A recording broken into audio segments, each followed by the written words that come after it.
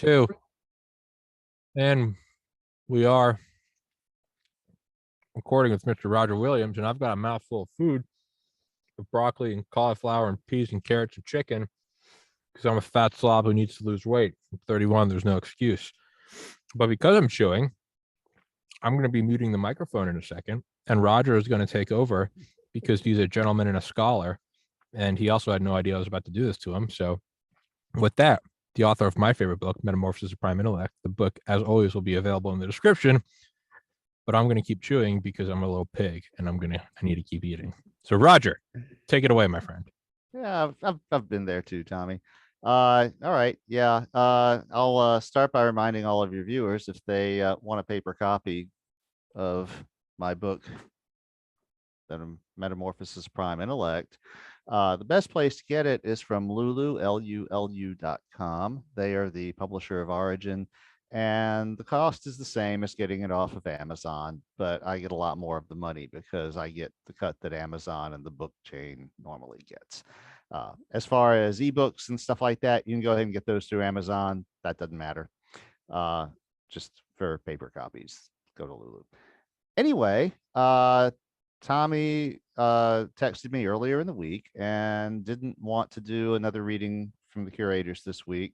He wanted to do something a little more Professor Rogerish. So I decided I would give y'all a little tour of my camera collection. And it's incomplete. There's a great big hole in the middle of the show and tell presentation. But that itself is part of the show and tell presentation. So what I'm going to do is I'm going to start in the present day and move backward because I think it makes a better presentation that way. So right now, I'm going to bet that everybody watching this has one of these. Not the circuit board, but the little black square thing in the middle of the circuit board. Okay.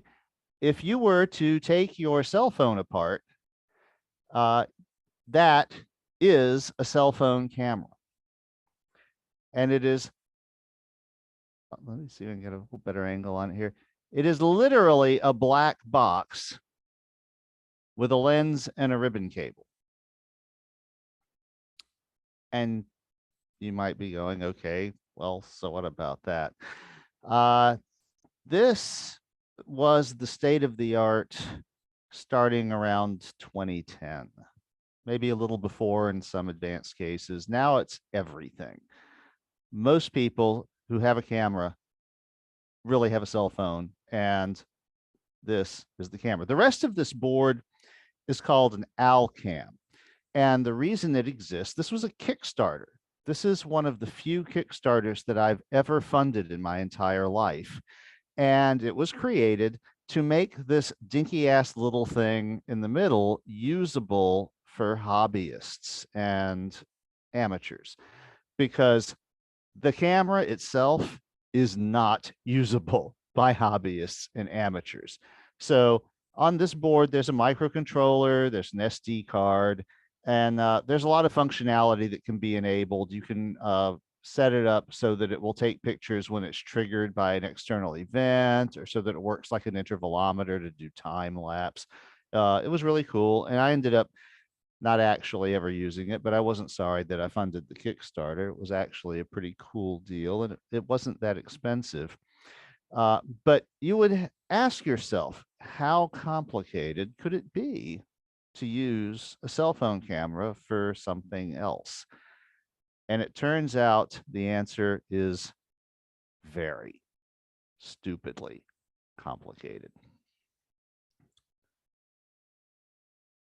This is called a prop cam, and it is made by a company called Parallax in Rocklin, California.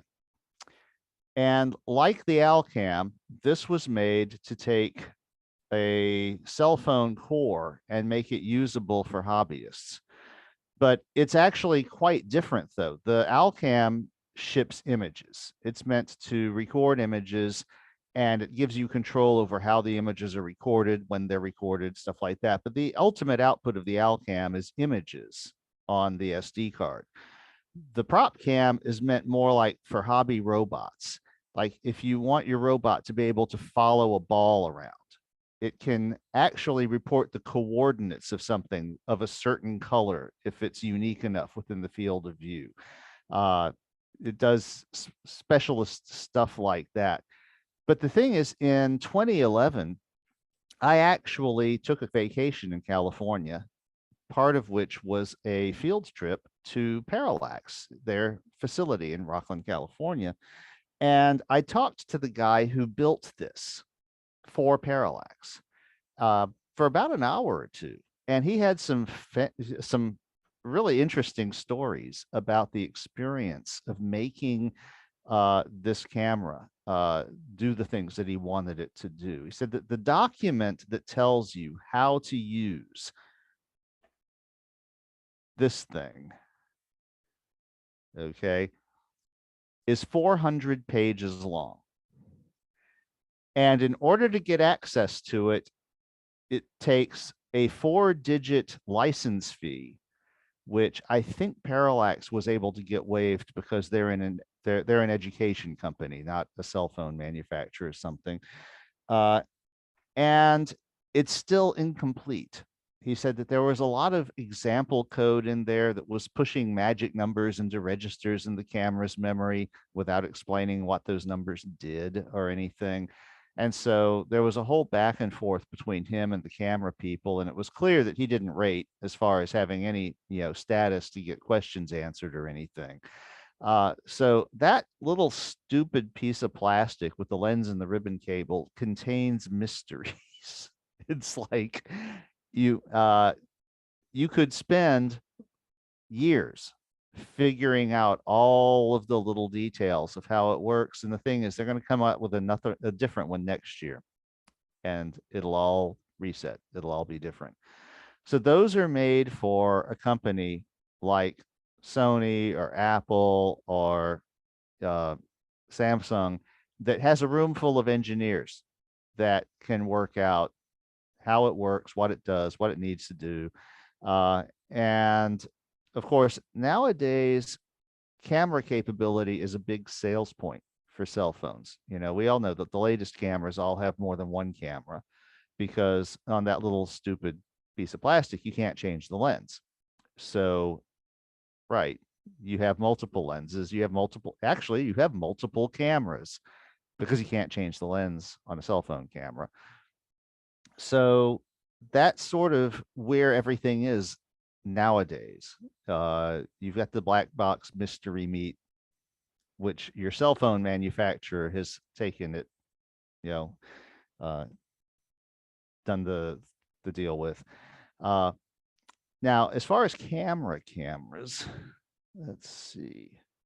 Well, here it is. This is one of our more recent ones. And this is what's called an ultra zoom. So in operation, this lens telescopes out, and this can do deep telephoto in addition to all of the other digital camera stuff. It's got a nice little display back here, and I can't show you it working because this thing got broken. So we treated it kind of hard, and my wife wouldn't let me have the current one that we're using now for this demo. But this was, I think, our third ultra zoom digital camera, and this is a specialty. The first one, this is an Olympus product, and you can see the trade name down there. One of the things Olympus cameras all seem to have in common, so you'll notice that there's aluminum tape here, because the rubberized coating finish that Olympus puts on these cameras has a habit of coming off after a few years. And so then we have to fix it. But these were really great cameras as cameras. Unlike your cell phone, you can take this camera and point it at a hawk that is perched on a telephone pole 100 feet away and get a pretty decent picture of the hawk. And one of the reasons is the size of the lens. If you think about it, even the prop cam has a little bigger than normal for cell phone lens. There's not much comparison there. This lens gathers more light,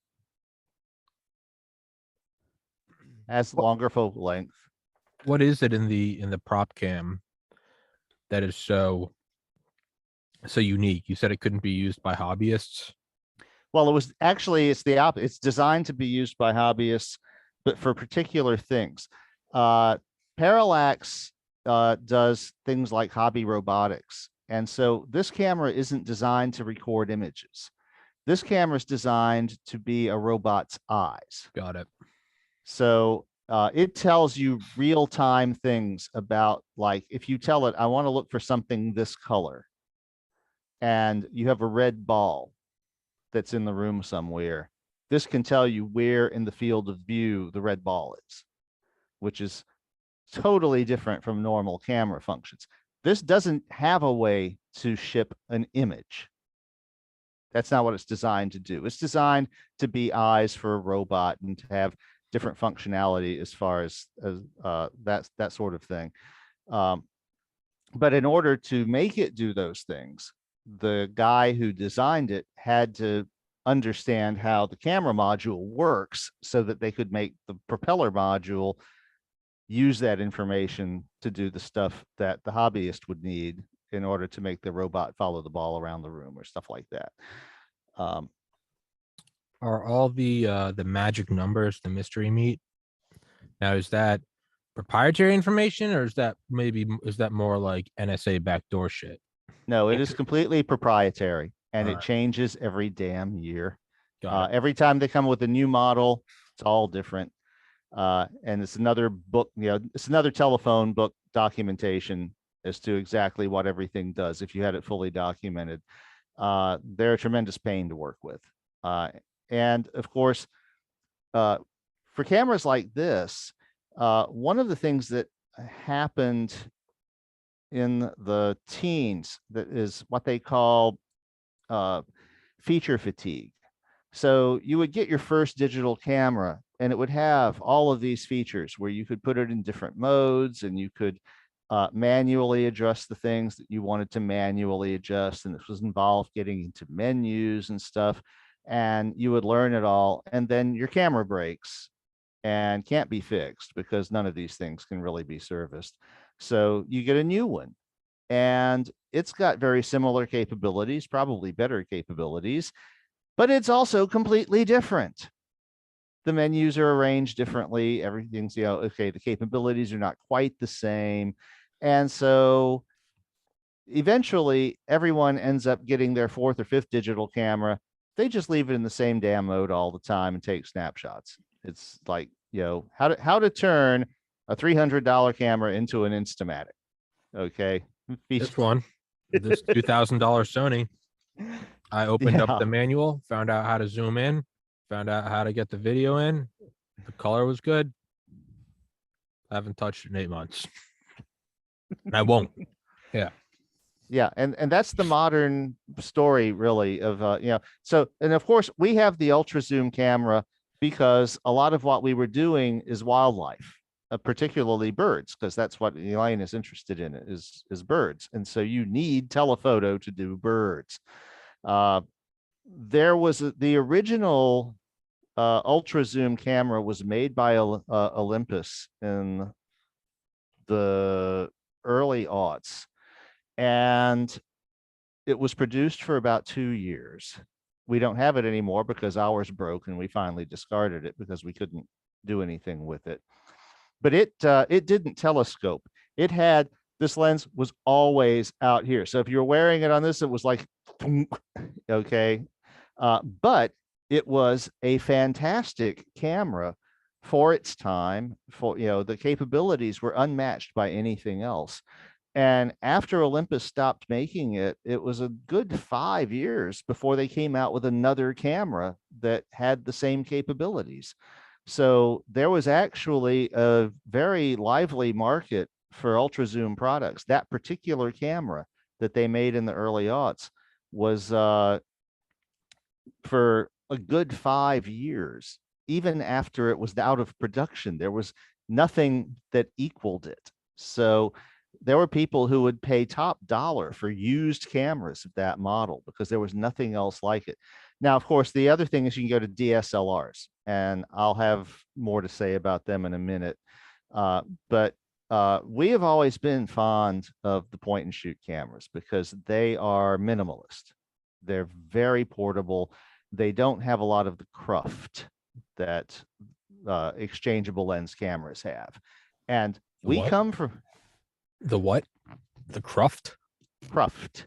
Yes, Uh, there's all this stuff that you have to keep track of. You've got to have a bag with got it. your lenses in it.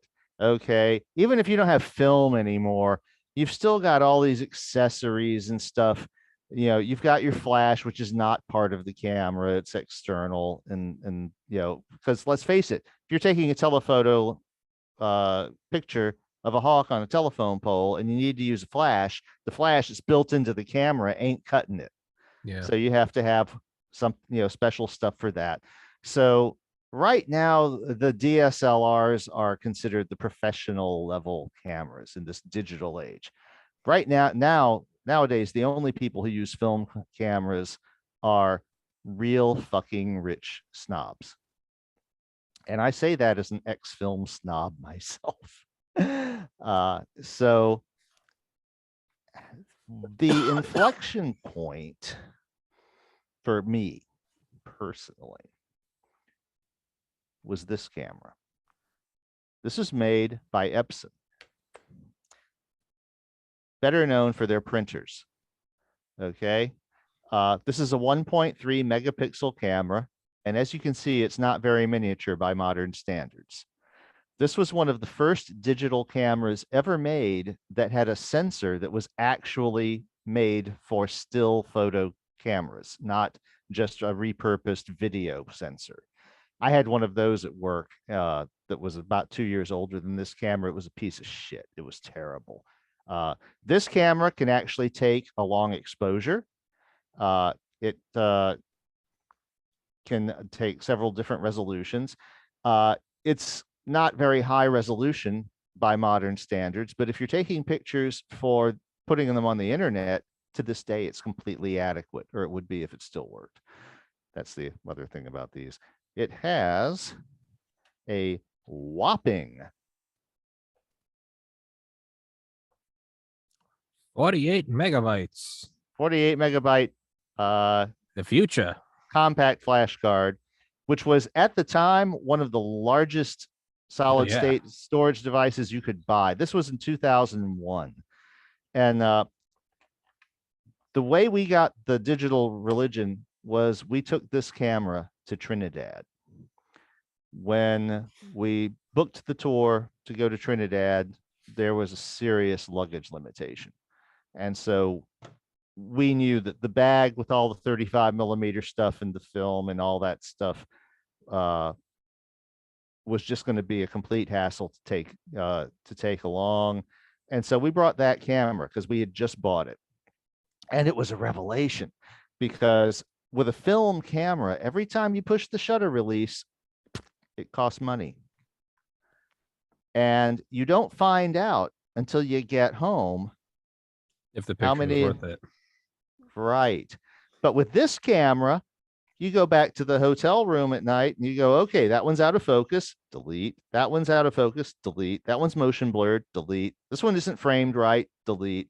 This one, all right, it might be okay. You can't tell much on this LCD, Yeah. but you can at least discard the really bad fails. It makes it much freer to just hit the shutter release. We'll figure out whether we got the bird in the frame when we get back to the hotel. Yeah. And even though that's only a 3-to-1 zoom, that's equivalent to maybe 100 millimeter, 35 millimeter camera zoomed completely out. For what we were doing, it was still just so much more convenient that we were blown away. And Yeah. we had been like the world's biggest film snobs before that. And that was like, with that trip, all of a sudden digital photography was a thing. Yeah. Now, it was in 2005 that the rest of the world got that memo. And one of the reasons I do not have any 35 millimeter camera bodies to show you is that we sold them all. Because in 2005 and 2006, almost all of the major manufacturers just canceled their 35 millimeter camera production and made steps to move to digital. And the other film snobs who didn't want to move away from film all panicked because they weren't going to be able to get cameras anymore. And so there was a couple of years there where it was a seller's market. If you had 35 millimeter camera equipment, then you could get decent money for it. And so we sold all ours. So all I have left is a few things that I hacked and that aren't quite standard that nobody wanted to buy. But from the 35 millimeter era, we shot on 35 millimeter basically since we started taking photos in the mid 80s through the early aughts. And when we first started doing this, we actually had aspirations that one of the ways out of the workaday trap might have been to become like a nature photojournalists or professional photographers of one stripe or another. And there was, for a while, there was an opening there. But unfortunately, one of the things that happened with digital photography is it also became an arms race.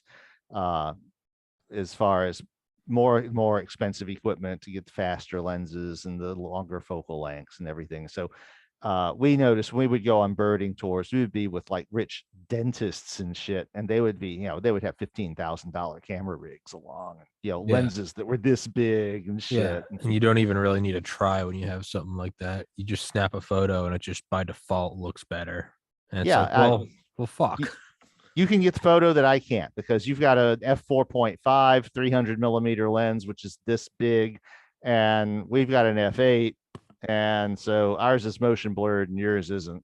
And even though we were on the same birding tour, so that was one of the things that killed that dream. Anyway, for yucks, still have a completely fresh roll of 35 millimeter film here, which has been out of expiration since 1990 or so.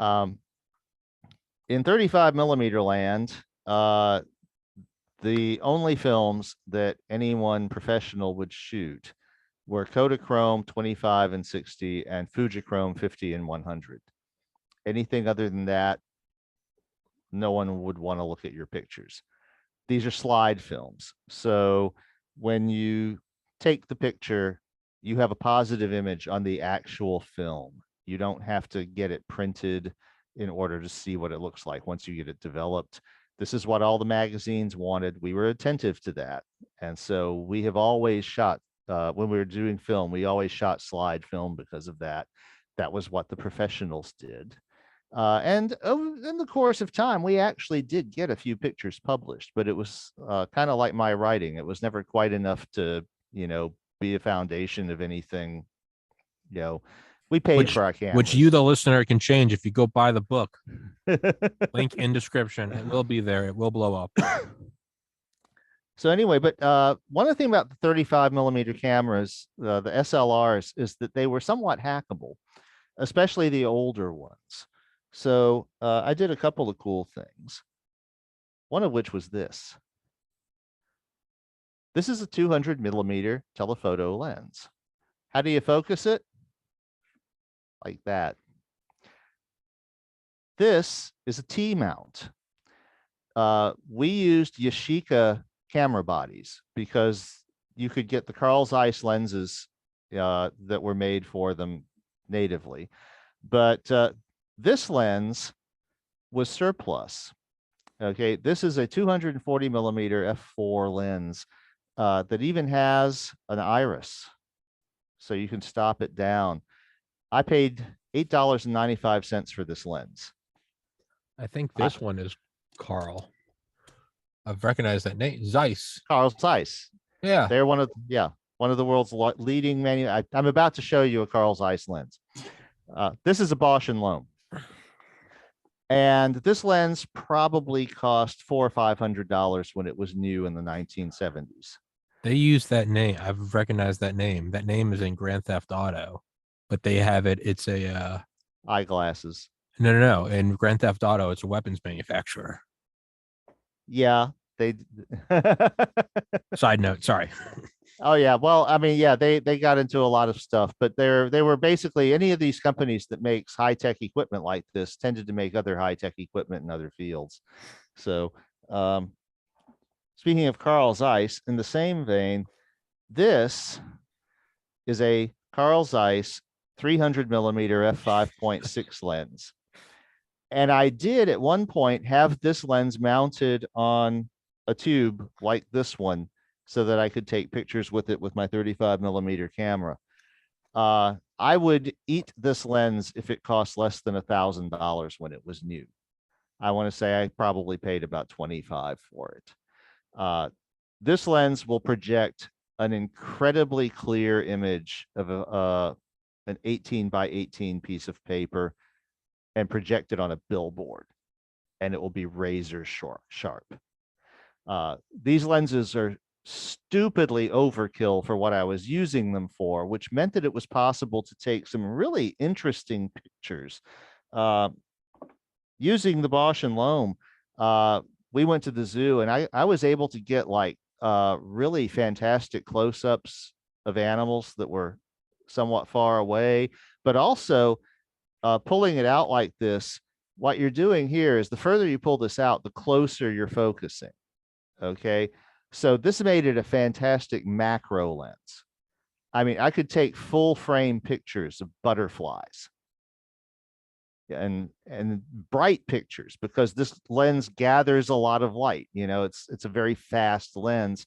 And nobody actually makes a lens like this for the camera industry because nobody would be willing to pay for it. This was the nice thing about those cameras is that they didn't have any automation. You had a lens for a camera, you have your focus mechanism, you had your f-stop, and that was on the lens. And there wasn't any connection to the camera body. There was no autofocus. There was, in some cases, a lever that would stop the lens down when you took the picture and then open it back up so you could see better through the viewfinder. But this was another little hack that I did. This is a lens that I got for like $20 in a surplus, and it was for a different camera than mine. So I took apart one of the 50 millimeter lenses, because with every damn camera body, you get a 50 millimeter lens. It's the most boring lens in all of photography. Can't use it for anything realistically.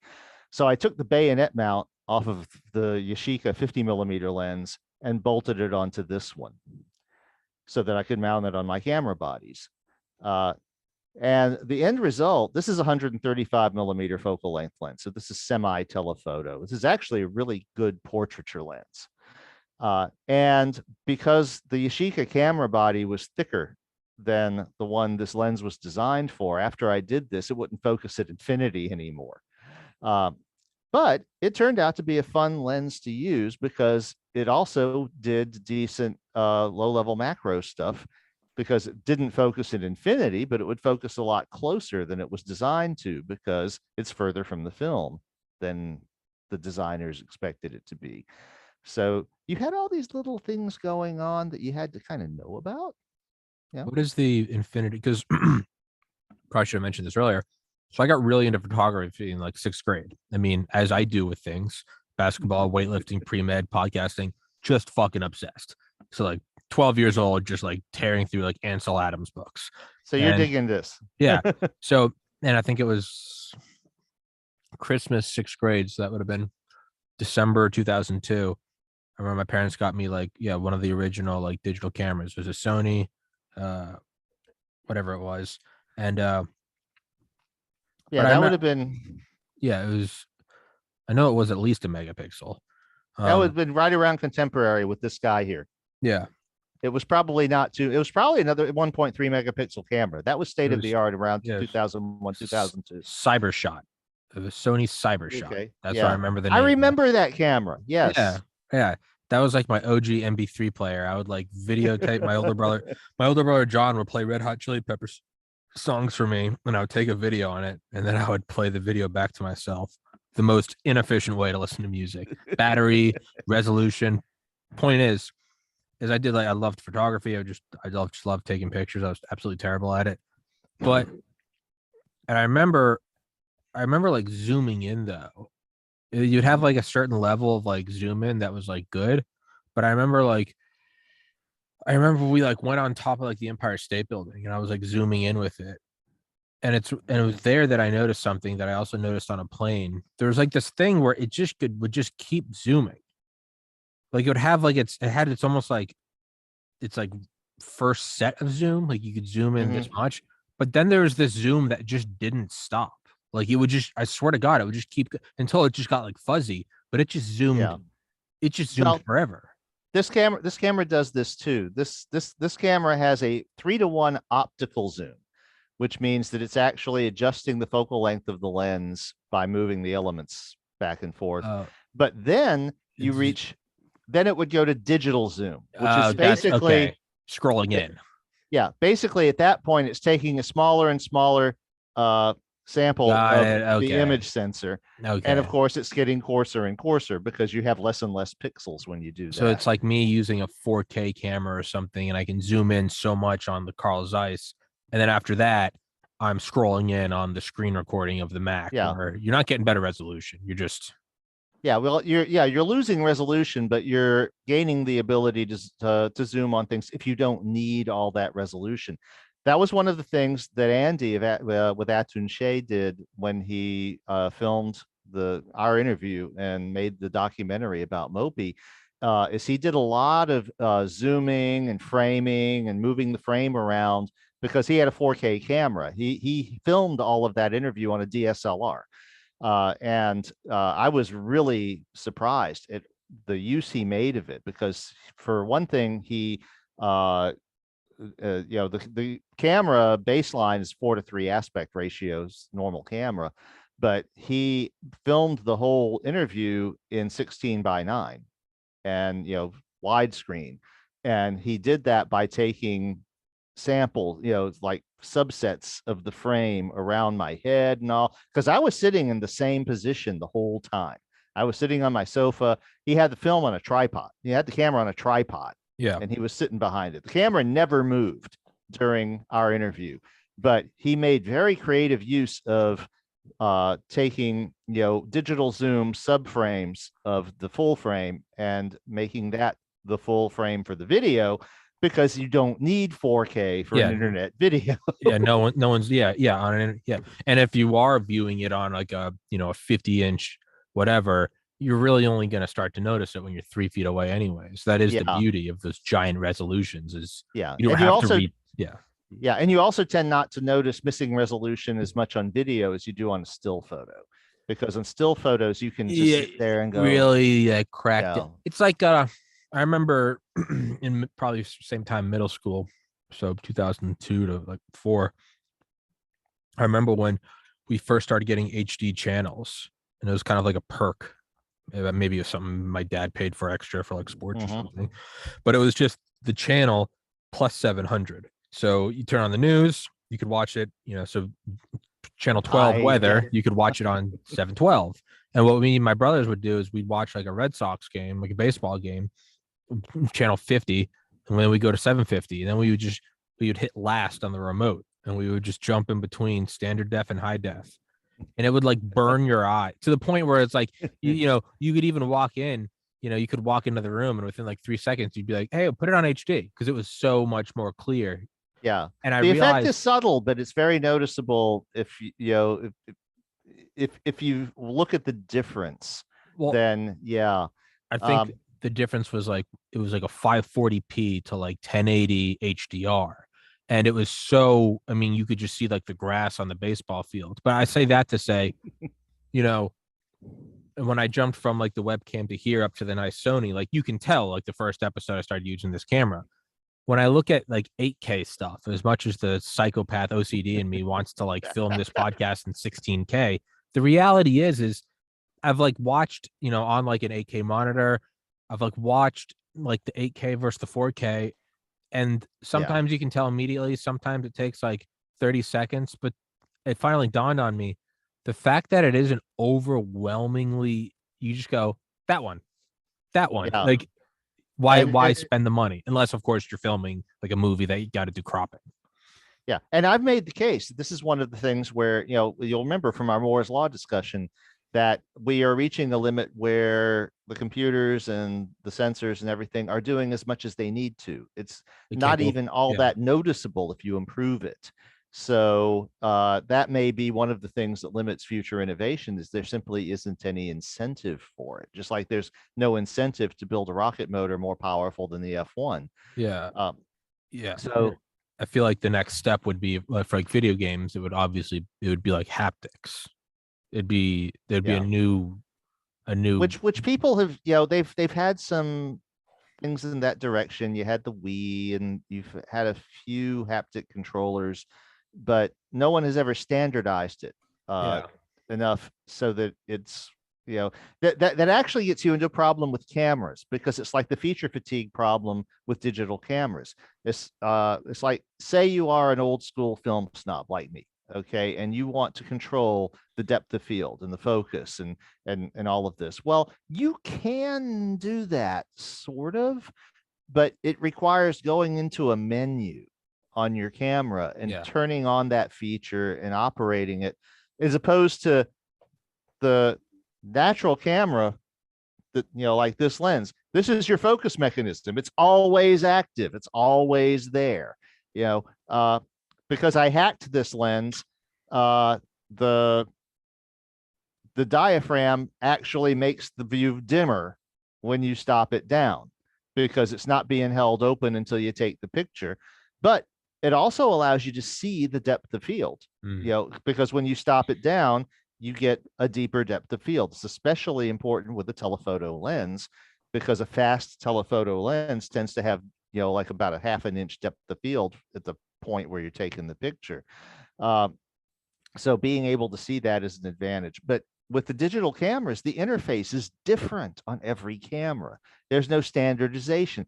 It's like, and they're starting to do this with cars. It's like, for 50 years, if you got into a car that you had never driven before, you could just drive it. Yeah. Now you got to know, how do I turn the goddamn air conditioner on? It's like, it's a touch screen. It's like, I've got to look at we're still kind of there with like television remotes though, right? You could go to a friend's house. You're still just like, how the fuck do I? Well, DVD remotes are standardized in the worst possible way, because the standard was designed by a committee. But if you know how to use one DVD player without going crazy, then you know how to use them all. And TV sets, there's few enough functions that it's not too hard to figure them out. Yeah. But man, have you been in a late model car lately? I mean, like a 20, 21, or 22 model car, it's like a computer with an internal combustion engine, and they all have different control systems. Oh yeah. And yeah. And I'm going like, first of all, where's the emergency stop button? Because if you built a machine like this that's capable of killing people, which cars are, and put it in a factory, and it didn't have a big red mushroom button that you could slap to turn the machine off, it would be banned. Yeah. It would be an OSHA violation. They're building all these goddamn cars. They don't, how do you turn it off? They turn themselves on because, the keys are in the other car, but the car will still start because they're within RF range. I'm like, I don't want this. I was with one of my friends who's got a Tesla, and so does his girlfriend. I was at like their house, and like I got in one, and we start to leave, and he was like, oh wait, she's coming back. Like I have to like, or no, he's like, she just parked and like got inside, and we had just gotten another car and we're leaving. And it was something like, oh wait, we can't pull away just yet. He was like, I have to make sure that like I'm a certain distance from the car. Like I can't turn on Spotify But if she turns Spotify on in the house, our shared subscription won't let us use this.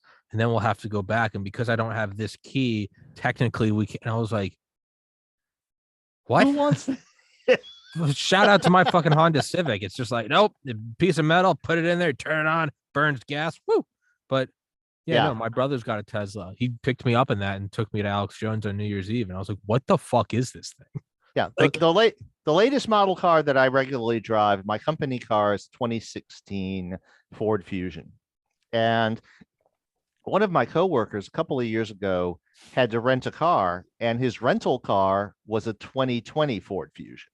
And so he was like, "Hey, Raj, come look at the car." It's like, and my car has the usual center panel with the air conditioner controls and everything.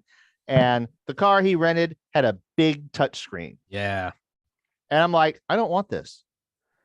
I mean, you can't operate a touchscreen without taking your eyes off the road. Yeah. To touch, it's like, this has no business in a car. Yeah. But now everything is going to that. But anyway, that's, the way we got onto this is that's happened with cameras. You buy a camera now, and it's like, well, maybe, it's like you've got a manual that's that thick, listing all the modes and shit.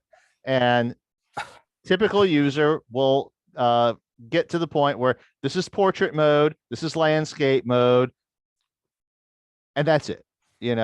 That's the most that they will learn about how to use the camera. And the rest of it is the electronics in the camera guessing for you. When I got this iMac, when I jumped from the laptop to the iMac last June, I got it.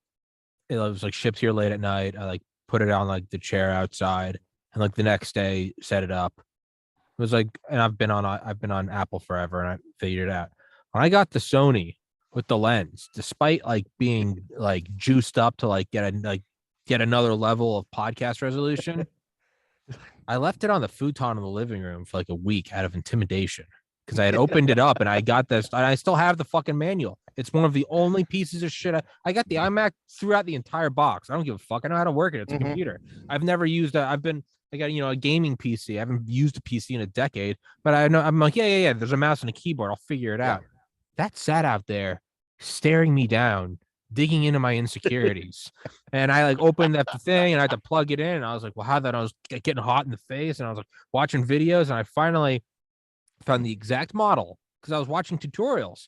What I didn't realize was I was watching a 2020 model, not a 2021. And it doesn't. They're totally different. It goes from cuneiform to Spanish. And I was just like, what the fuck? So I finally figured it out. Like I told you, I figured out the zoom, and I figured out the color. And you know what? When I want a different view, do you know what I do?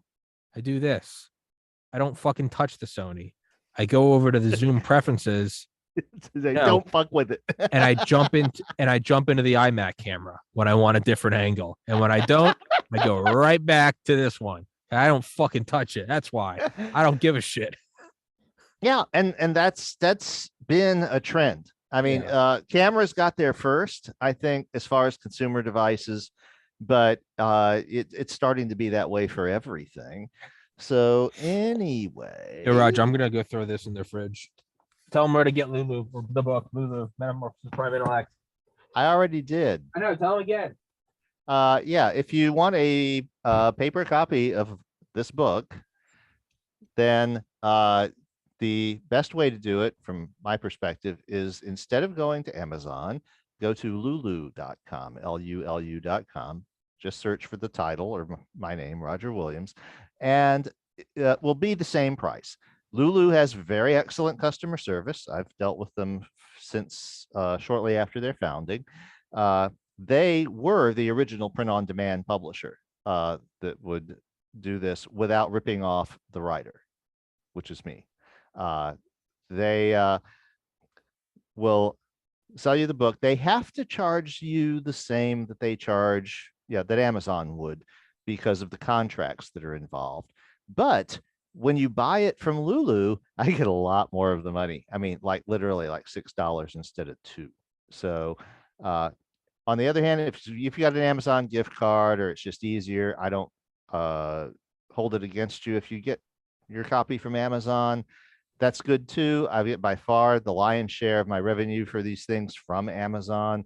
because it's so much easier and they're more popular. But if you got a few extra moments and you would like to do me a solid, that would be kind of cool.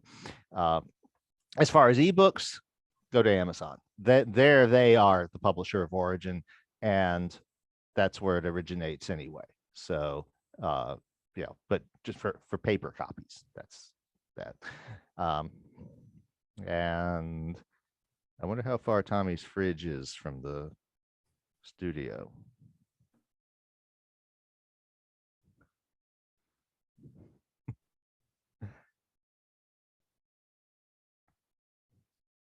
Anyway,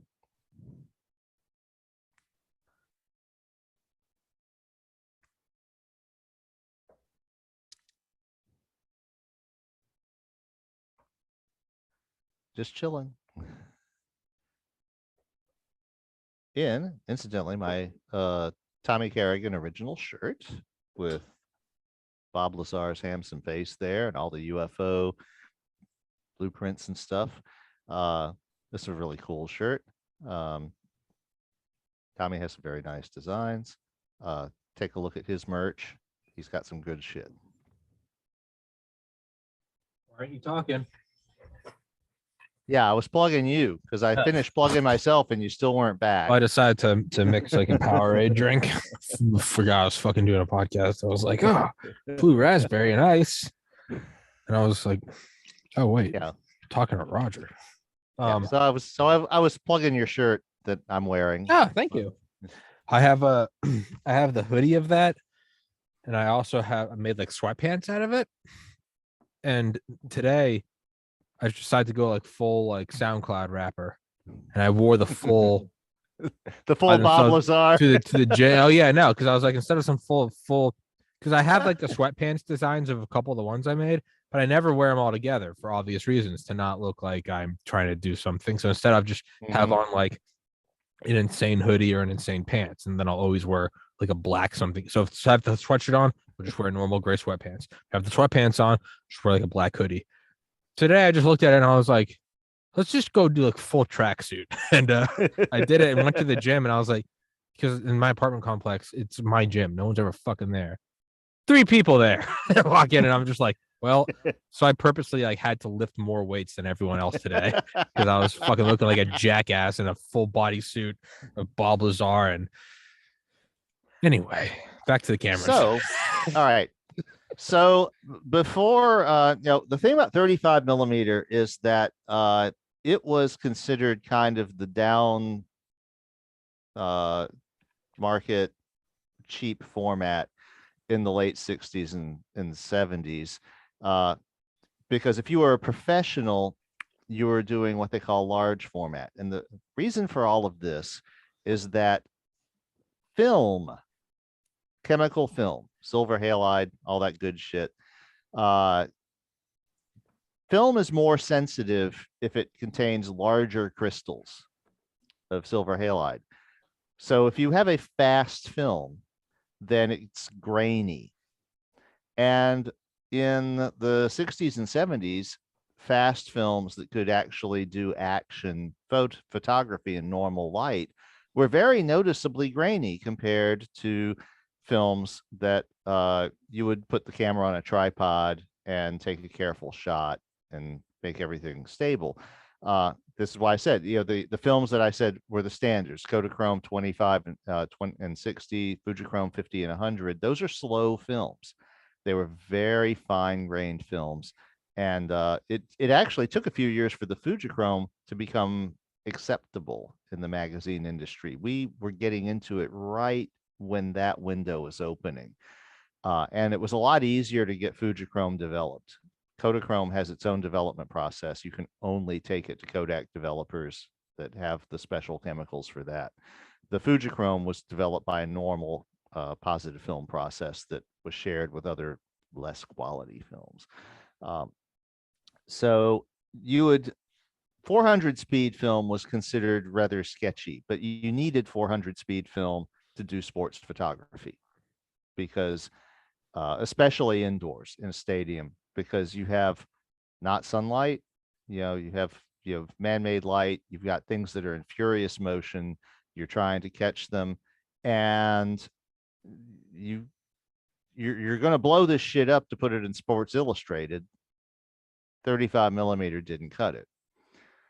So that's why you would have one of these, a medium format camera.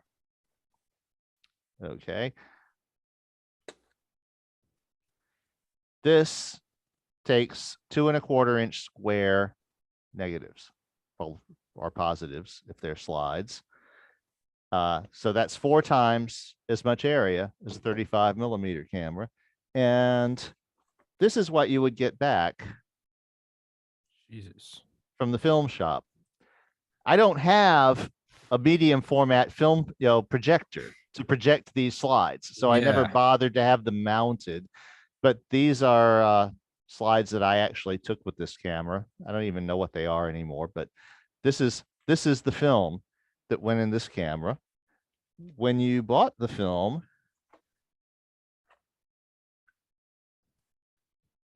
it came in a cartridge, just like 35 millimeter film, only bigger. This cartridge is 12 pictures. Every time you hit the shutter release on this puppy, it was about $1 in the 1980s. And this brand new roll of film has been brand new since 1988. So it is slightly expired. And plus, I have no idea where I could even send it to get it developed nowadays. But this camera is a twin lens reflex. The reason it has 2 lenses is that the bottom one actually takes the picture and exposes the film, and the top one is the one that you look through Oh. in order to frame the shot. So this is a simpler camera. The lenses are more expensive, but the camera is less expensive than a single lens reflex medium format camera. The legendary example of a medium format SLR is the Hasselblads, which were used by the astronauts. That's what I was going to ask about. That's what I was going to ask you about. You fucking stole my thunder. I had two points of contribution in this conversation. My digital camera and the Hasselblads, who I just, long before I ever started the podcast, and not even Charlie Duke, I just always remembered that name from like some documentary. It just sounded cool. Hasselblad. Yeah. Yeah. Well, it's a German manufacturer. Yeah. And they had to be specially conditioned so that they would work in vacuum. But no, why those on the moon? Was it just highest resolution, sturdiness? Well, everything about cameras is compromises. Everything about life is compromises, Roger. Yes. So what you wanted the larger film. You wanted this as your film stock, not the 35 millimeter. Yeah. Because that was a 1/4 this size, the size. Okay. So you're sending guys 500,000 miles. You want a decent quality picture. You want the good shit. But a larger camera, and there are larger cameras, I am about to show you one in a little bit, is that much bigger and heavier, and the consumables are bigger and heavier and more expensive. So, obviously the expense wasn't that big of a deal on a moonshot considered, but the weight was. So that's true. The Hasselblad was the compromise that they chose to get the best possible picture quality without taking like a whole view camera into orbit. So the advantage of this camera is that it doesn't have the SLR mechanism, the mechanical complexity, where it would have to flip the mirror up so that, normally you're looking down at a mirror that's letting you look through the main lens. And then when you hit the shutter release, the mirror flips up, and then the shutter does its thing, and then the mirror flips back down. This camera doesn't have to do that because you're not looking through the main lens. Now, what this does have is it has a parallax problem because you're not looking through directly the main lens. So now When you are using a long focus lens, though, this camera, one nice thing about the Mamiya C3 is it can do really long focus extension. You can do serious macro photography with this camera, but to do it, you have to like aim at the thing that you're looking at and then shift 3 inches because of the lens offset. But this is a really good quality camera. This is another set of compromises. And you notice all the controls, nothing here is labeled. There's no menus. You're supposed to know that this is the shutter release. There's nothing there labeled that says this is the shutter release or the big button that you push. Here you have a locking mechanism because how do you change the lens?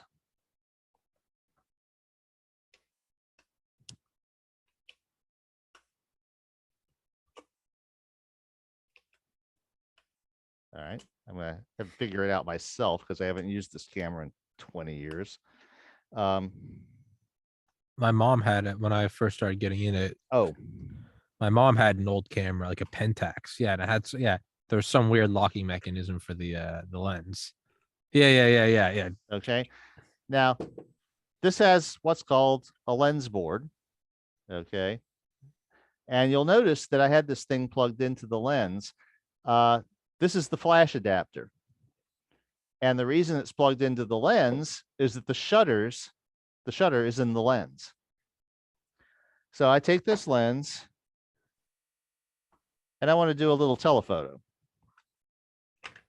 So I take this lens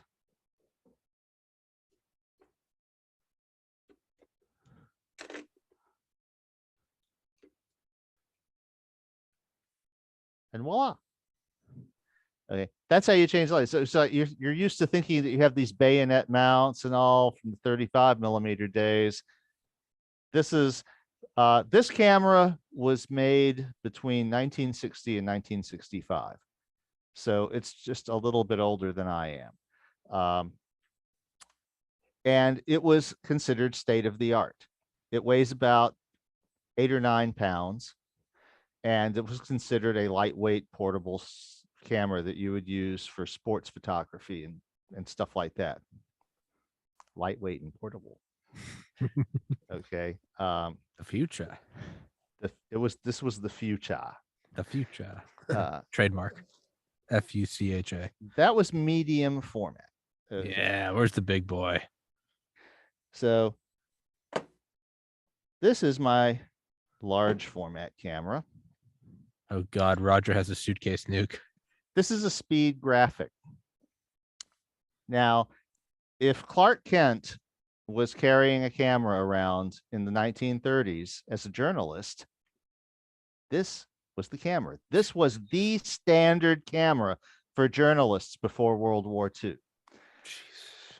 So first, where's the lens? How do you open it? There's a hidden button here under the leatherette cover that pops the door open. Got these nice little latches here. And then you squeeze these 2 things and pull it out until it locks. Yeah, no, I've seen this. Yeah. And now you have a focusing mechanism. Now, how do you focus it? Well, you open this door, which gives you a ground glass.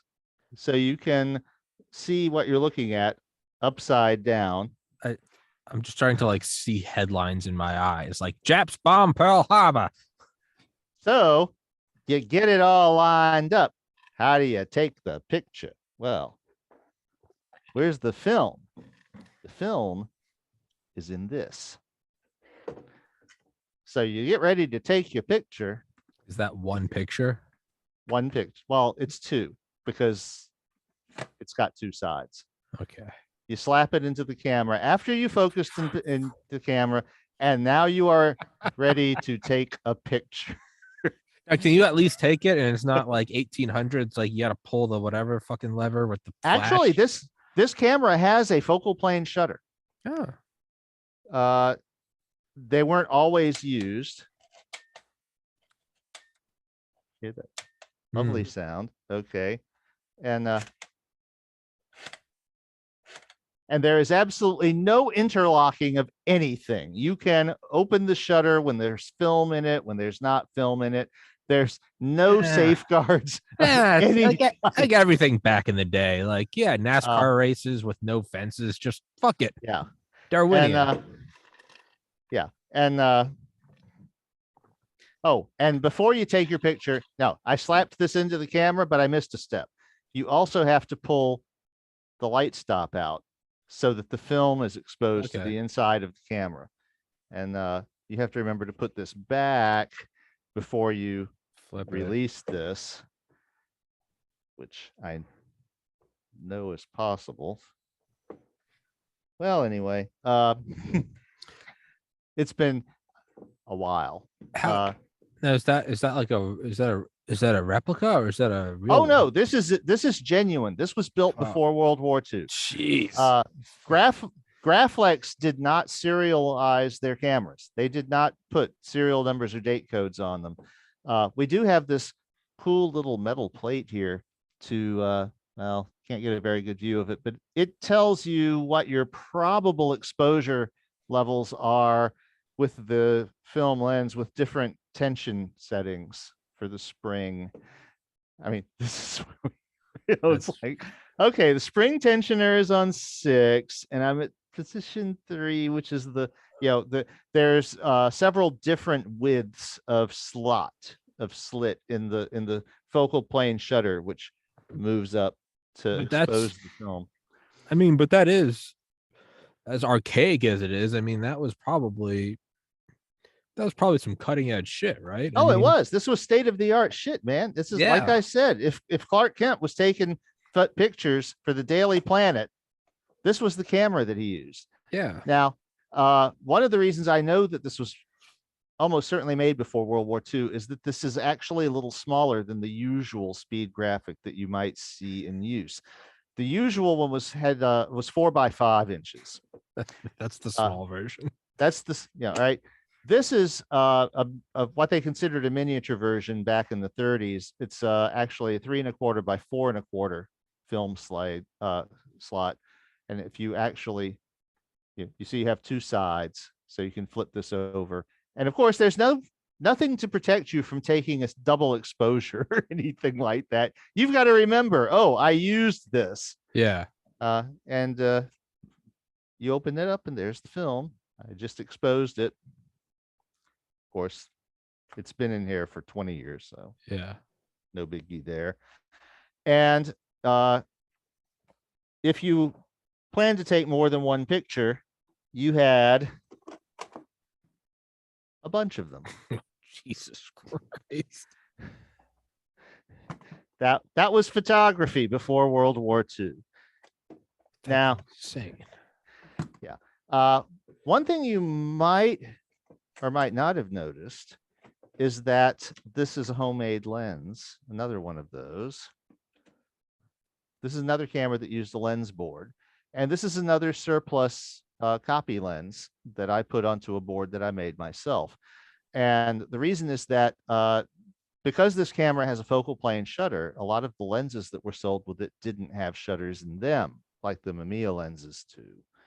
Notice how you can't see through the bottom one? That's because it has a shutter. This lens doesn't have a shutter.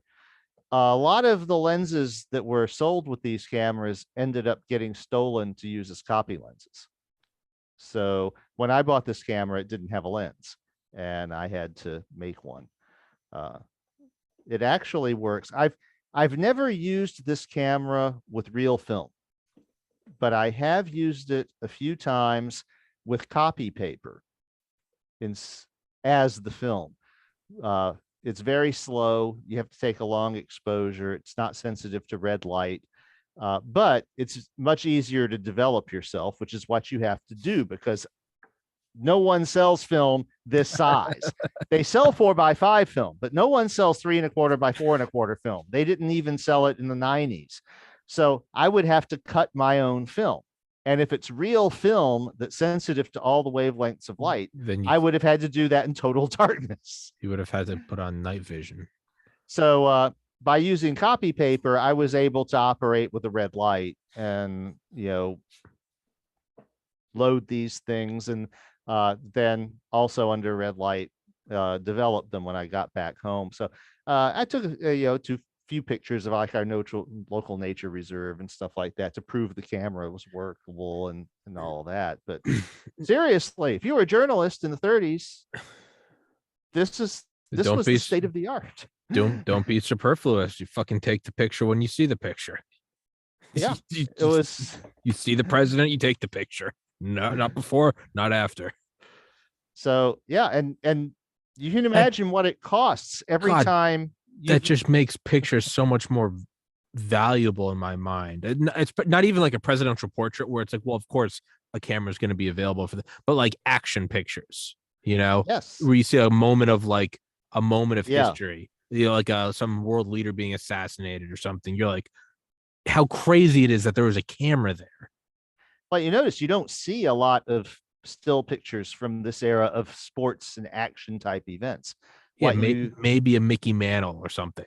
Yeah, what you do see is motion picture images, because there you've got a camera that is designed to take, to run, yeah, 24 pictures a second, whether you're pointing it at anything or not.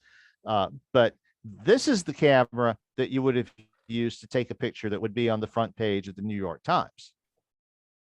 I mean, you think of those like, that picture at press Abe conference Lincoln or something. Is it Abe Lincoln sitting with Sherman? That one famous picture where they're like under kind of like a tent type thing. Do you know what I'm talking about? Yeah, well, when you're getting it back into the 19th century, it's even worse than this. Yeah, because this is mid-war era. This technology was between the world wars. Yeah, when you get into the 19th century, you actually had to use tintypes. So you had to use an actual view camera. This thing would have been considered super portable and lightweight. Yeah, that would have been breakaway civilization technology compared to them. Yeah, and what generally happened then is people would wear neck braces and all so that they could stay still, because it might take a full minute. Yeah, and you gotta throw the thing in. So that's sort of the journey of the photography. Now, there are people who still use cameras like this. It's really more of an art form now than, it's like you're not just taking a photograph, you're taking a photograph with a specialist, sort of a vintage type scheme. Yeah, that colors how you do it. Yeah, like Post Malone released like a song last summer, and they like did the music video like with like a VHS kind of camera, and it had that, but it was cool. It had that like flavor to it. But I was gonna ask, but I keep forgetting to ask, how do they translate literally, or at least loosely, to a resolution? Yeah, well, one of the things, isn't Hasselblad like 8K? Well, that depends on the speed of the film. The resolution of chemical film depends on the size of the crystals and the speed. The length of exposure that you need for a certain amount of light also depends on the size of the crystals. So fast film has a lower resolution than slow film. And unlike a digital camera, you have to pick the speed of the film when you load the camera, especially if you're using a camera that uses roll film. Sorry, I know I keep interrupting you, but for my camera, for my iPhone, I don't know if it's with this one, but I remember the last one I had, if you would choose slow, I used to take pictures of my dog barking in slow-mo because it was just fun to, but you could always tell just how much light was decreased. You had to turn on all the lights, and it was one of those weird things where it's like it was 2020, but you still did have to choose between like frames per second and light, and it was always grainy. I don't know. Sorry. And I don't honestly know what's going on when you choose the speed of the film in your digital camera, Yeah. because when you choose the speed of the film in your film camera, you're actually choosing a different chemical composition that has different sized silver halide crystals. Okay. The in the camera, there is a relationship. One of the interesting things, this old camera, 1.3 megapixel sensor, performed really well in low light. And that's because the pixel sensors, individual pixel sensors, are large. And so they gather a lot of light. One of the things that was a notorious problem when you were having the megapixel wars around 2010 to 2015 is that you would get these 20 megapixel cameras, but they would perform like shit at night Yeah. because the pixel sensors don't gather enough light. I don't know what the software is doing to make that adjustment, and it just makes me nervous as shit because I don't know what's going on there. But I don't trust it because I don't know how it works. I know how film works. I do know that CCDs can take long exposures. Exposure is exposure. You sit there with the aperture open, gathering light.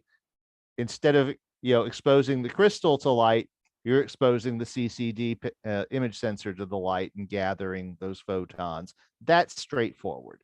But when your camera has a setting for film speed and it's digital camera, I don't know what they're doing there.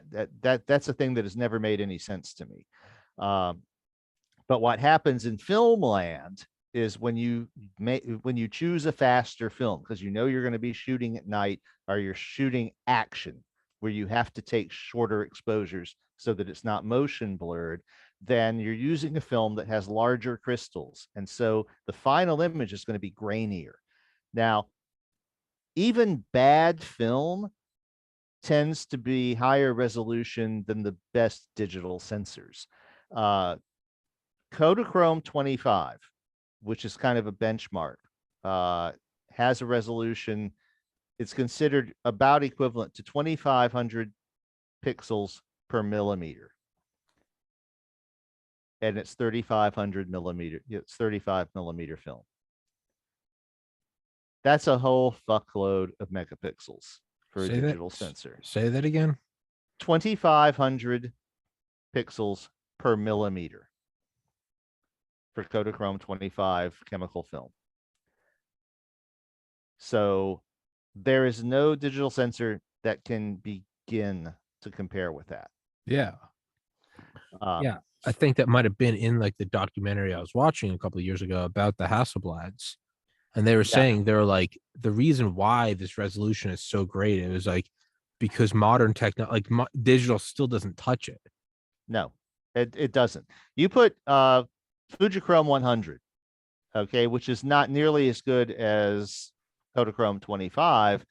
That was like the worst film that most magazines would consider accepting for submission, unless there was a sports mag or something and they knew that you had to use a faster film.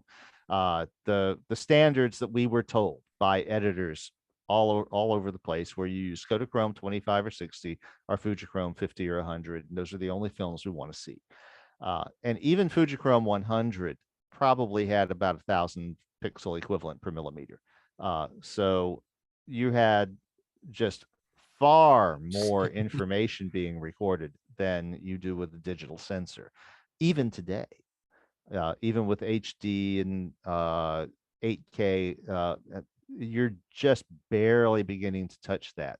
The best you can really do is if you take a full view camera. Now they have cameras that look like this one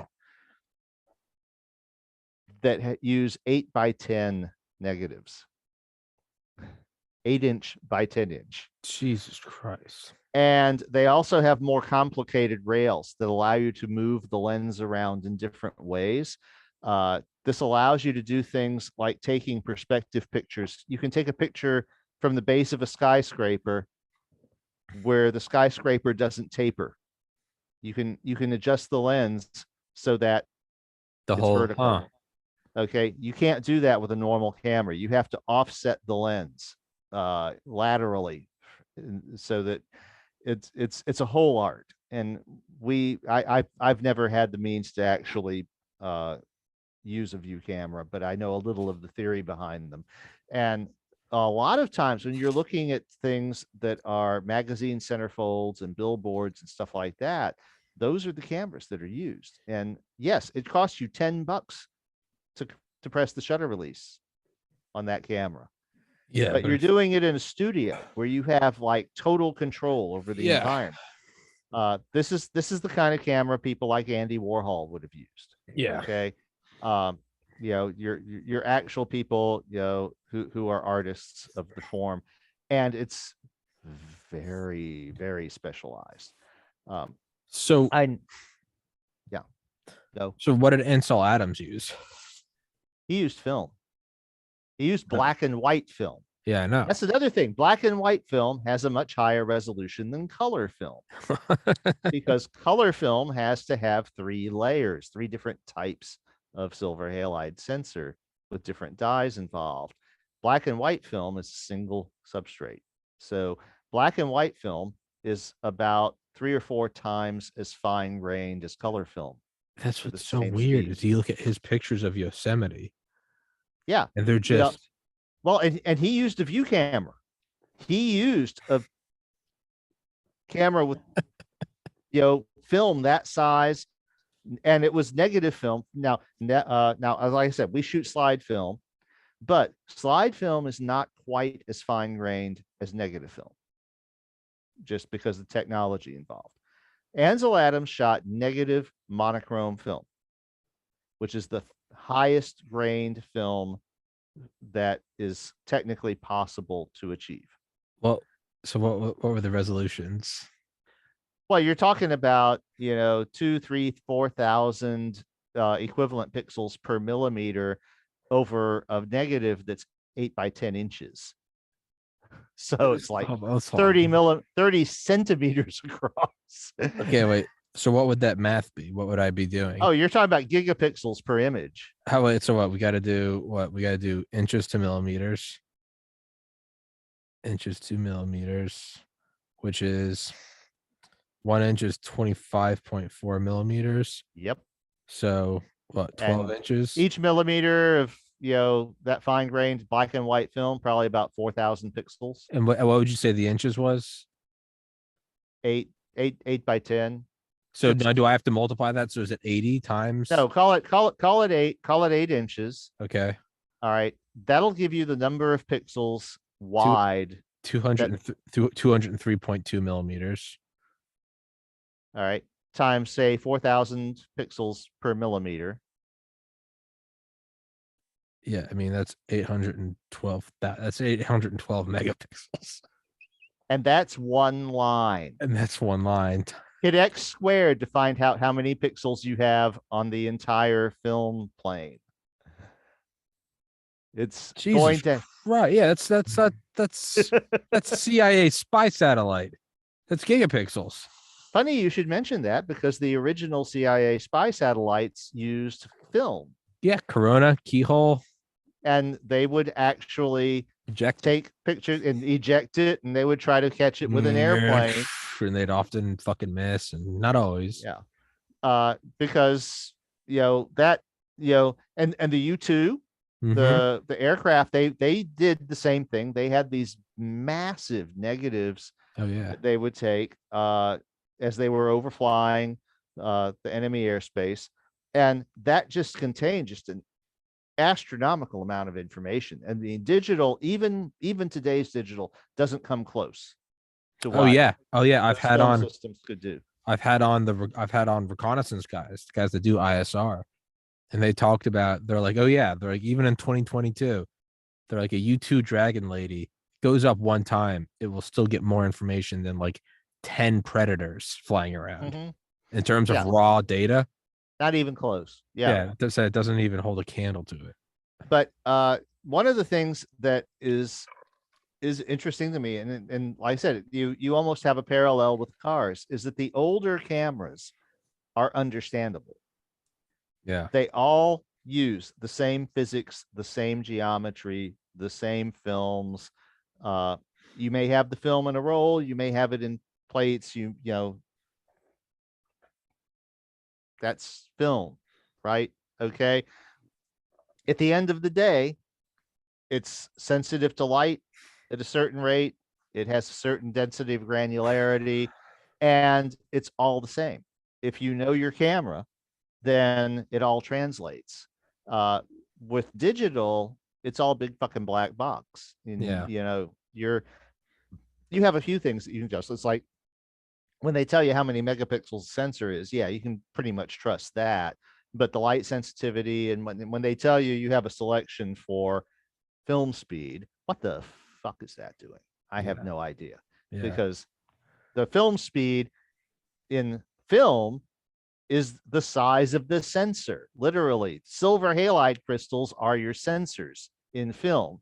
And fast film has bigger sensors, it has bigger crystals. And so they're more grainy when you blow the picture up, but they get exposed faster because they're bigger crystals, and they catch more light. Uh, Now, exposure is something CCDs do that makes sense, because you can and they do this in telescopes as well. You can actually keep a CCD sensitive so that it collects light over a period of time. And if you refrigerate the CCD, if you cool it, then you can do that for very long shots. This is how a lot of telescopes work nowadays. Uh, but again, it's like you've got some of this stuff that is like trying to get the old school film people comfortable with whatever's going on, but it's kind of like the 737 Max thing. You've got a hidden functionality there that's making something look like something that it isn't. Uh-huh. And how does it fuck up? Because it's not documented. It's pretending to be something that it's not. And I know what film does. I was a film snob, film photographer for close to 20 years, and we learned a lot about how film reacts when you overexpose it, underexpose it, what f-stops mean, what we have light meters, we have all of the stuff. We knew how to use it with these old school manual cameras. Before I sold it, I had a 35 millimeter camera that was completely manual, had no automation at all. It was just as manual as this thing, except it was a 35 millimeter camera, and it used all of these same 35 millimeter lenses that the newer cameras use. But in the 90s, they started coming out with all of this new automation, particularly autofocus. Now, my feeling is that if you need an autofocus camera, you're not a photographer. That is not a thing, because you have a balance that you as a photographer should be thinking about between film speed, Yeah. depth of field, focus, uh, the depth of focus, the depth of field that will be in focus. Um, all of these things interact with one another, and part of the art of photography is balancing them in order to make the picture look the way that you want. Sometimes what you want is a narrow depth of field so that the stuff that isn't your target will be out of focus. You'll see that done in movies. You'll see that done in photographs sometimes, where they make the target of the photo pop because stuff that's in the foreground and in the background is all out of focus. That requires controlling the depth of field. And that means you have to control the f-stop, the film speed, the uh, the focal length. All of these things interact to create that effect. And it's especially true of telephoto pictures. It's not that big of a deal. When they started making the cell phone cameras, uh, they were for portraiture, landscape, stuff like that. They basically had such a deep depth of field that anything reasonable would be in focus, and they didn't have a focus mechanism.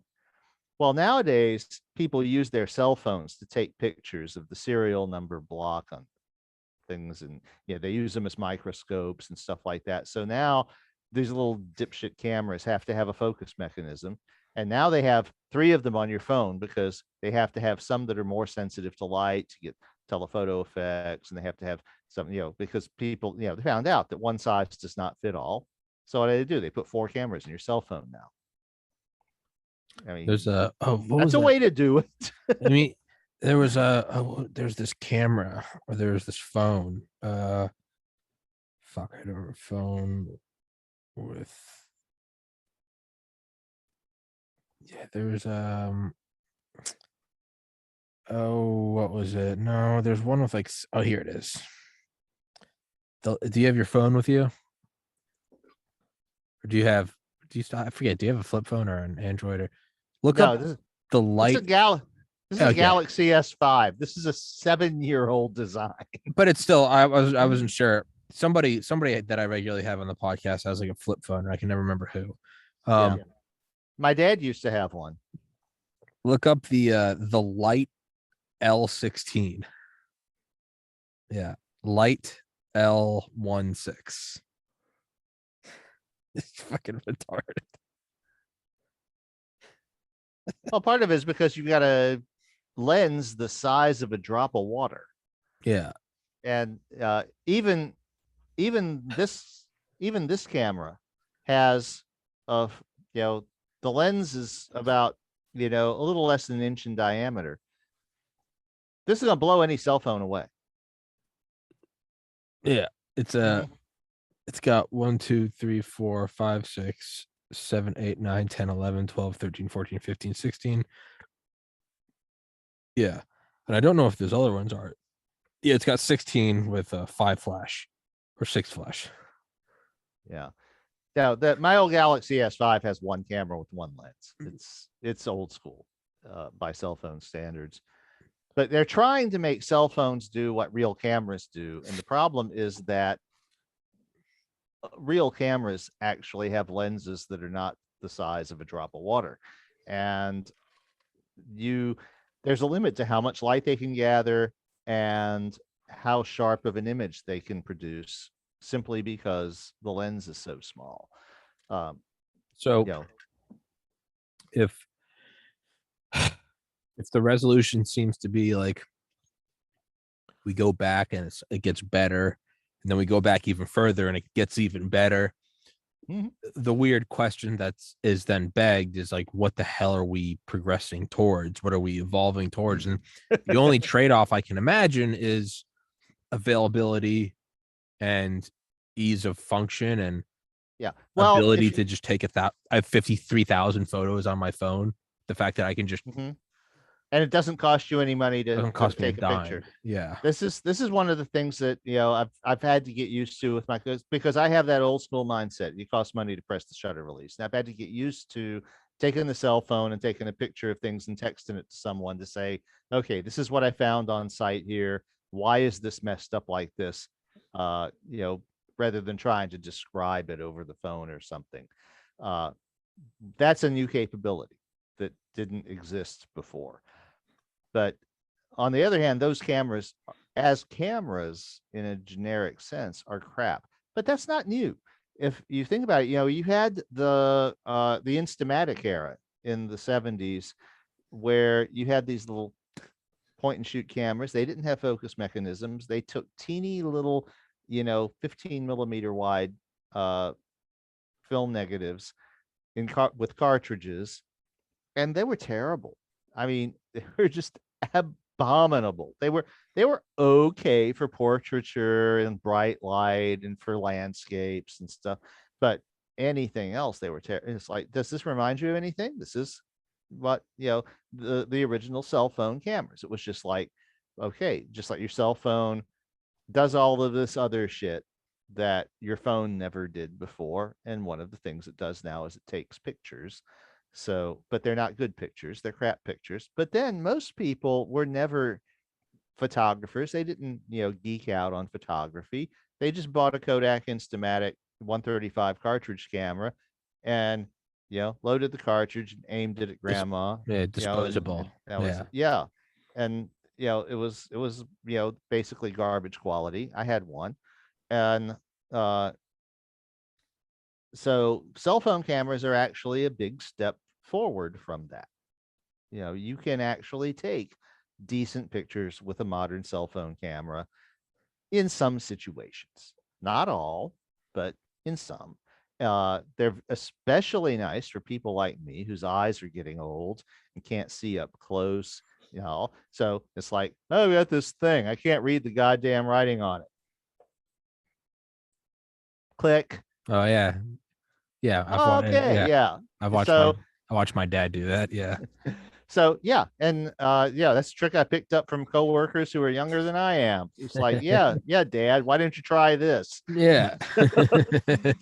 And so, oh yeah, well, I'm used to it costing money to click that shutter, but nowadays I've got a 64 megabyte, 64 gigabyte SD card rather in the damn Just sitting here. camera. So it's Yeah, like, I mean, you literally yeah, just pick up an iPhone and just like uh, it's like the peanuts you get as part of your yeah, flight. You're just like, oh, and by the way, here's like a 50 megapixel camera with 720, 60, 1080, 60, 4K. You could also do slow mo and portrait yeah. mode. You're like, huh? And in fact, I was on site at a job the other day, and we had a QR code scanner as part of this kiosk we were putting in for truck drivers, and we needed a QR code to test the scanner.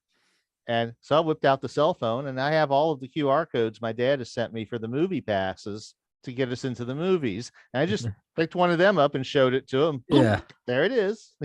Jesus. Jesus. Yeah, there is a weird thing of the progression forward that's seemingly backwards. Like I saw like a GIF the other day of some like flight from the 1950s, and it's like we are moving backwards as a society, and it's like, well, it's like, sure, you look on it and it's like, yeah, it's a bunch of like buxom flight attendees, and they've got their like whatever the fuck whoever designed the uniform, and every guy's being served like a steak and like a brandy. It's like, sure, but the efficiency of flights now, the ease at which Mhm. you can get one, right? You can use your phone to buy a ticket, to get an Uber, to bring you there. You can walk Pick your right through, pick your seat. pick your seat, and find the hotel that you're staying at. The Oh yeah. efficiency is up. And no, it's not some golden era of, just JFK's in office and you're getting served an entire turkey in first class. But it's available to more people now. You can use it for like Mhm. utilitarian purposes. Like I can the night before use my phone to buy a ticket from my parents' house in New Hampshire to go fly down and meet Alex Jones. Like, Mhm. like that's absurd. Like you're wearing a shirt out of a design I made on an iPad as someone who's self-taught a graphic design available at the merch store. But like Yeah. there is a trade-off that it's not all rose tinted where we look back and we're like, it used to be better. It's like when you see those videos on those people that like AI upscale videos from like 1910 or something of like Coney Island on YouTube. They're great and they colorize them and everything. But you always look at the comments and it's like, look at all those people. Not a single skinny person, not a single person with tattoos back in the good old days. And it's like, yeah, that was 9 years before women could vote. Yeah. Like, what the fuck? Hey, yeah, notice how they're all skinny? Yeah. Notice how they're all in top hats? Yeah. Yeah. Notice all the black people? Oh, no, there aren't any. Huh. Isn't that a little weird? Yeah. Back when they had manners. Yeah. Do you know why Yeah. everyone had manners? Because half the generation was just slaughtered in World War One. Like, dude, it's not all that's now I'm just kind of going on a personal rant, but whenever I see those videos and they're No, like, but it's a very good one, actually. It's but one that I completely agree with. The but when you look back and they're like, yeah. back when things were different, it's like, yeah, there's a Model T with no airbags. Like, yes, no, Or things seat aren't, belts. or seat belts. And it's like, yeah, and that was a half century before black people could vote. So it's like, yes, we can have these very idyllic, the cruise liners of 1910. Like it is, but man, I'll take a modern time where maybe some people are fat, maybe we have some gross Yeah. tattoos, and maybe we're always on phones. For the most part, I understand there's still a lot of problems in the world. For the most Yeah. part, I would take the social advances of today. Well, yeah, and it's particularly bothersome that some people are so intent on working those backward right at the moment. Insane. It's Uh, insane. yeah. Uh, the the thing about not having any blacks, not having any gay people, not having anybody with tattoos, that's yeah, I mean, we are an outlier as a civilization, and that we had several generations for whom tattoos were taboo. Yeah. That was unheard of. That's simply not. And I say this as a guy who does not have any tattoos, Yeah. because that was the generation that I was born into. Yeah. And I've thought about it, but I think you should get never tatted up, Raj. never quite got over the hump. Yeah. But it's it was a culture shock when my company, based in the deep south, bought a bunch of offices in on the West Coast, because some of our most productive employees that we had just acquired were like extremely tatted up, and just Yeah. there was They're probably minorities. They're probably liberal and smoke weed. yeah. And yeah, and in fact, one of them, this was a funny thing. This is like we're still getting used to the idea that we have valuable employees who just happen to have a hobby of getting tatted up, and their tattoos all over their bodies. And one of the guys on the West Coast, when we chose a new corporate logo a couple of years ago, went straight out and got a tat of our new corporate logo, because he worked Hardcore. for us. This is part of his history, so it's like, Sure. Fuck it. Yeah.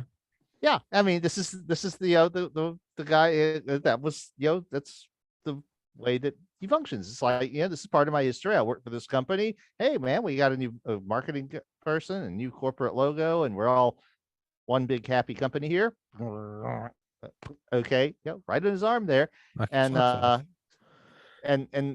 local guys in Louisiana and Mississippi are just like, that blasphemer to Christ. Like, yeah.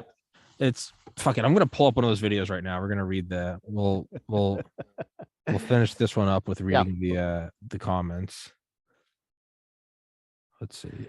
Yeah. 19. We have one guy, he's a manager, who spent most of his time in Jackson, Mississippi, and went out to the West Coast and decided to go to church because he's a devout Protestant. And so he goes to this Protestant church that's full of people who are tatted up and everything. And this older lady, sidles up by him and says, you're from the South, aren't you? You're finding this a little weird. She just made him from across the room. You don't like You're it. not from around here, are you? You ain't from around here, boy. You don't like what? All right. So I just Googled 1910 footage. That's just what I YouTubed it. Top result by Dennis Shiryev, 19 million views, 4K, 60 FPS, a trip through New York City in 1911. There's the pinned comment by the content creator. Sure. All right. Third comment. Can't get over how nicely every single person is dressed. Sure. All things considered, those streets looked pretty clean. Now, I don't know if there's any underlying meaning in there. Well, by 1910, you really didn't have the horse manure and shit that you had in the streets.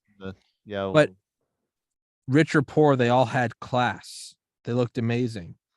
Look how well behaved everyone is. Everyone there is a gentleman. We are so backwards now. And that's the thing, is like, I also get that there's zero purpose or value in me getting worked up over this. There's truly none.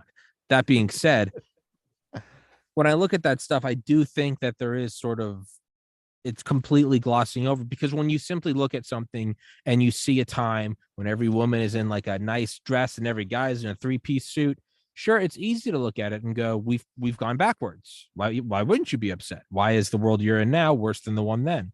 To me, when you make these and again, none of this critique matters in the grand scheme of everything. Nothing fucking matters. But when I look at that, what that critique is why is Ansel Adams' picture so much better? How come he has giggle pixels and I don't? He also couldn't do that. Not every illiterate person could just pick up a phone and take a picture of their grandma. You just couldn't do that. No. So when these cameras required skill. And experience to operate, and every time you press that shutter release to learn that lesson about whether it works or not costs money, whether it works or not that particular time. So we learned that the hard way back in the 80s. We spent a lot of money getting film developed that was crap, before we figured out how it works and what the balance is. And doing like large format, which Ansel Adams did, is that much more expensive. They all look fabulous. Every woman is so elegant. Every man is beautiful. Back when people were crisp and well groomed and they had respect. I mean, sure, but there is they all look snazzy. And they were all white. Yeah, well, and that's the thing is like, well, let's really break it down. You know me, I'm no social justice warrior, but I mean, let's look back at it. Yeah, no, you don't see a single black person, right? You have cars with no seatbelts, no airbags on the road with horses. Yeah, look at all those kids, well behaved kids, well dressed kids. I wonder what set of kids their family's on because the first two generations died of diphtheria. But do you know what I mean? Like, so, and again, this critique means nothing. It's a random Sunday night march, but yeah. I do look at it as a trade-off. And another thing that you have is the very people who are getting Herman Cain awards because that's good. They because they are railing against immunizations and all are here to rail against it because they were immunized as children. They didn't die of polio or diphtheria or smallpox or anything. In fact, yesterday I got my second shingle shot, and I got a tetanus booster in October. Yeah, and in fact, I was talking about it with my wife, and she was asking, she was like saying, it is kind of amazing that they developed the COVID vaccine so quickly. And I reminded her the reason they were able to do that is the technology, the mRNA technology was really being aimed at cancer and immunizing you against your own cancer cells, which would be a custom job every time a new patient came in. That was why they were developing this technology. And they weren't really there. They're not there with cancer. But when COVID came along, it turned out that technology was readily adaptable, and COVID turned out to be a much easier target than cancer when you have this technology. So that's the whole reason that we have these vaccines that are like 80-90% effective compared to this year's flu vaccine, which is a complete dud. Yeah. It's I mean, they've out and out admitted the flu vaccine this year was completely ineffective against the flu that was actually out there. Yeah. That's okay. So that things change and all, but there's all these shifting sands, as it were. You've got things that were better in some ways and are now worse, and you've got things that were worse and are sometimes are better. I used to drive a 1971 Ford F-100 pickup truck, which I bought in 1985. It had rust holes that I had to plug with metal that I got from a swimming pool that my neighbors discarded, and a pop rivet gun. And it was manual everything. 3 on the tree, transmission, clutch, everything. But once we fixed all the stuff that was wrong with it because it had never been taken care of, that truck was just like, it was a monster. Now it also got 13 miles to the gallon. So did my Jeep in high school. Yeah. So I don't have that truck anymore. Yeah. And I wish I still had a truck because sometimes I want to go to Home Depot and pick up a piece of plywood, and I can't anymore because I don't have a truck. But on the other hand, I don't have a vehicle sitting in the driveway that I'm paying, $300 or $400 a year for auto insurance on, that I drive once a month. Yeah. So, you have all these balances going on, and, that truck didn't have airbags. It didn't have effective seat belts. I didn't start wearing seat belts until I got a Geo Metro, I think it was. It was whatever the Toyota Corolla was called when Chevy sold it as a Geo. Bought the car because it was just like, wasn't really in the market for such a small car because I had always driven big cars, big old dumb cars.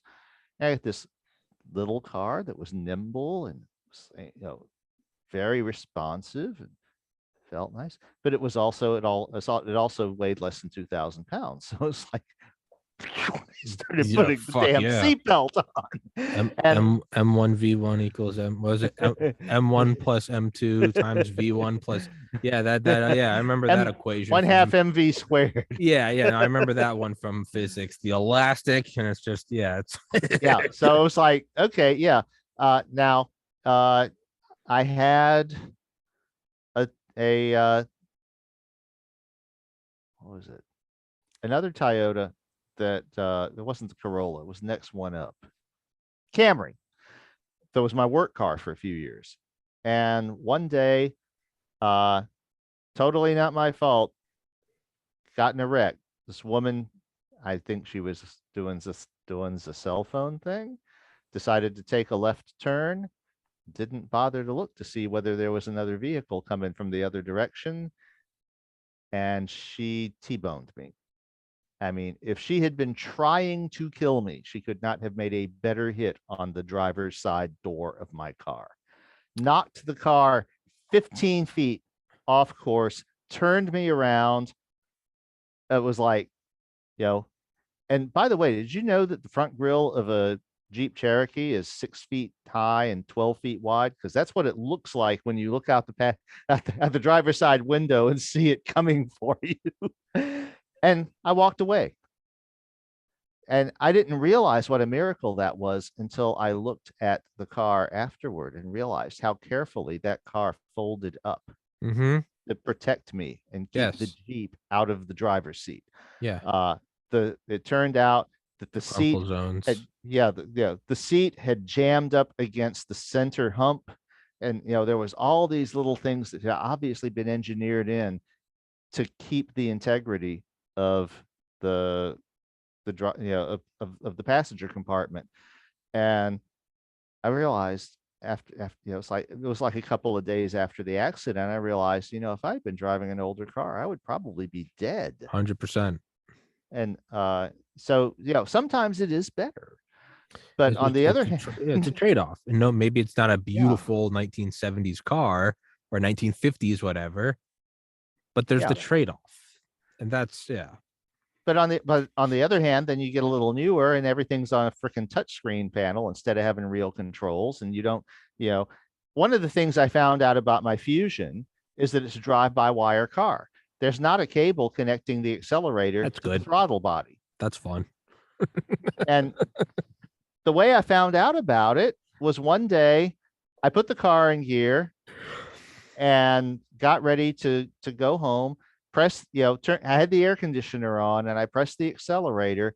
And right as I pressed the accelerator, the air conditioner kicked in. So there was this huge load on the engine and the whole car went whoomp. And then it was like the accelerator wouldn't do anything. It's like, what the fuck? And there was this error thing going on the instrument console. And so the engine would idle, but it wouldn't accelerate. So I managed to limp it back into the parking space. And I went inside, and we got the girl that has the GPSs that they're plugged into the ODBC connector. So I asked her, did my car throw a code? Oh yeah, here's your car threw a code. And I looked that up, and it turns out that the throttle body is electronically controlled, and there's a motor and there's a sensor. And if the sensor doesn't report back to the computer what the computer wants the position of the throttle body to be, it throws a conniption fit and puts the car in limp mode. Now, to me, that's a software error because the car shouldn't do that. It was a fraction of a second error that has absolutely nothing to do with the car's normal performance. But whoever wrote the software didn't consider the fact that this component is going to age and it's going to stop reacting quite as quickly as it did when it was new, and that you might have to give it a little latitude when the air conditioner compressor comes on at the same time that you press the accelerator when the engine is cold. So I have since learned not to do that. But it's like, it's stuff like that, old cars didn't do shit like that. And So, in 100 years, they will look back at at home videos taken from family vacations on planes and be like, back in the good old days, you used to be able to walk up to the cockpit and the pilot would show you the controls. And it's like, yeah, but you guys haven't got to the 9/11 section yet. Like, it's not all, back when you could drive your own car. Hey, I'm all for driving your own car, but it's like, hey, you ever seen like a live leak video of a body being pulled out of a wrecked car and it looks like the head is full of like red spaghetti? There's trade-offs. So no, it's not Ansel Adams, and it's probably the majority of pictures are dick pics. But it's also easy to take them with something that you have in your pocket anyway, because of all the other shit that it does. It's great. You don't need a 15 gigapixel Ansel Adams monochrome shot of your tiny dick. Just be happy with what you have. I don't really know what the takeaway from this episode was. It's just Roger and I just rambling into the void. It's like the good old days back when we used to do this. Remember, back before you were all business. Like last week, I was a politician sandwich. You had a representative before me and a representative after me. I'm trying to stay true to my roots, Roger. I fucking make time, and I still have you back on here. I will be interviewing presidents of nations, and you and I will still be doing history of porno videos. Anyway, Professor Roger is a special thing. By the way, I was going to ask you if you ever uploaded the history of porn video to Rumble, because they all are. If the search isn't working, you just have to go back manually. Every video is on Rumble. Okay, I'll have to look for it then. And if you come up in the search, and the search for Rumble fucking sucks. Spotify is probably noticed that. Yeah, Spotify is good in that because there's no video, you can just scroll through quickly. Even with Rumble, even though I uploaded all of them, the chronology starts fucking up once you go back like 200 episodes. So I noticed that they're like, it's not good. It's not good, but no, they're all there. They're 100% there. I'll just have to go through the master list then and go. Unfortunately, you just got to get a cup of coffee and just go. Because I did the search for Tommy's podcast, Roger Williams. Oh yeah, no, that doesn't matter. Yeah, doesn't. What are you doing with keywords, thinking that was going to work? No, I've had people tell me that. They're like, I search for your podcast. I'm like, why would you do that, you fucking idiot? You got to find a direct link. So I'll go to my own content. Roger Williams, 169, 174, 257, 229, 281. More. What's weird is some of the older ones do show up. Yeah. Bless Your Heart YouTube, Phenomena by Annie Jacobson. Yeah. History of Curated Disputed Functional. Let's see. Science of Measuring Light. Tarot cards. Mortal Passage. COVID Kids. Rite of Passage. Censorship Devil's Advocate. Censorship and Stonks. No, we're going to find it. History of Pornography. Episode 185. Text it to you right now. Okay, great. Done. I wanted to tell you too. Oh, it just came through. Yeah. The next curator's reading is going to feature a new character who loves guns and hunting and is a positive character who will be a very important person in the future of the human race. And named Dale Comstock? No. But you will see some probably some similarity with other people that you know.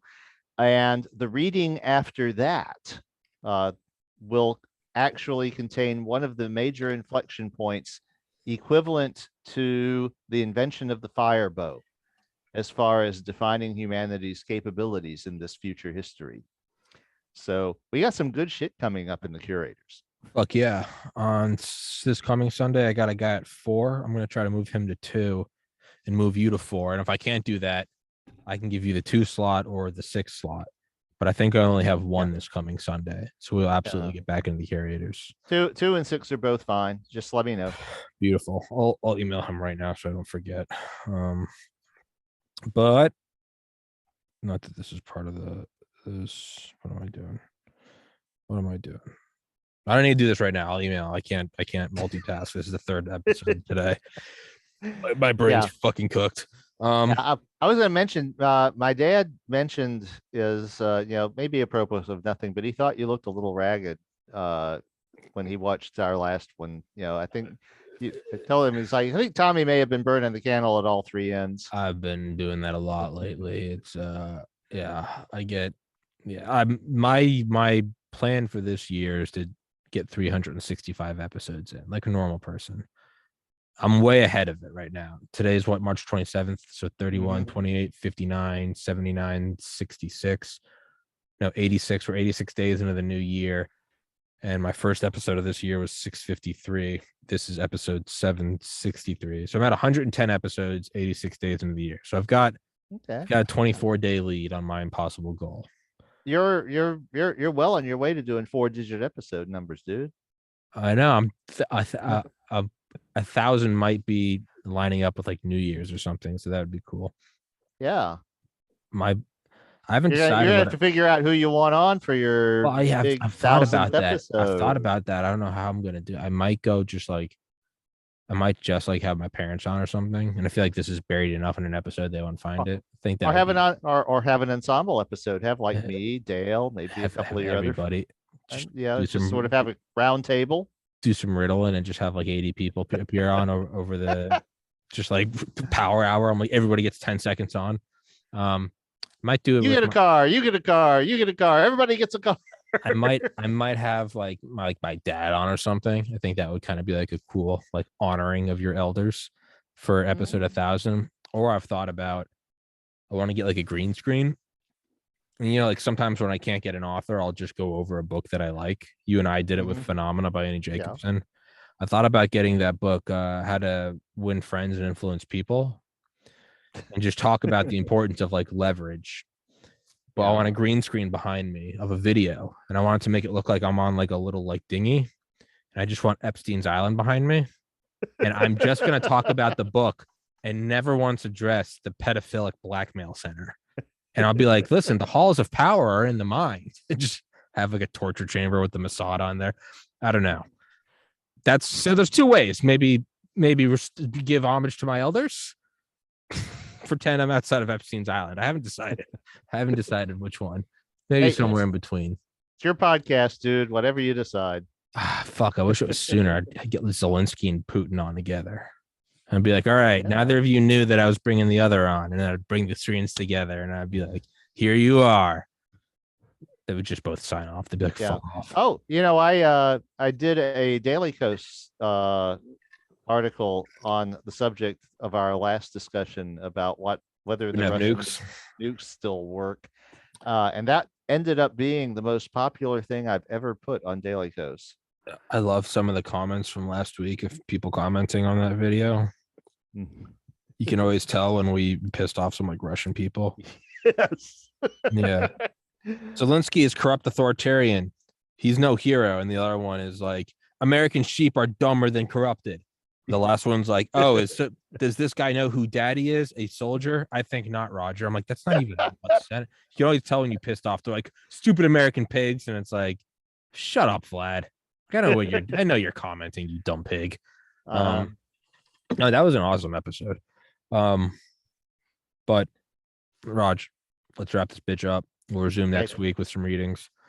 We'll find out whether 2 or 6 p.m. And as always, just follow up with me like the day before so I don't blank out. Yeah. Book available on Lulu or Amazon. If you want to give money to Roger, do Lulu. If you want to hail the great Jeff Bezos and his $1 trillion empire, I don't know, go buy it there or some shit. And or if you want the ebook, doesn't matter, then get it from Amazon anyway. Yeah, and if you want to join a militia, we could just take the podcast down to Guadalajara and join a cartel. Maybe you don't want the book, you just want to join a militia. For legal purposes, that was a joke. So I need to get some fucking rest. Jesus Christ. All right, Raj. Yeah. I'll tell See you next week. All right, big.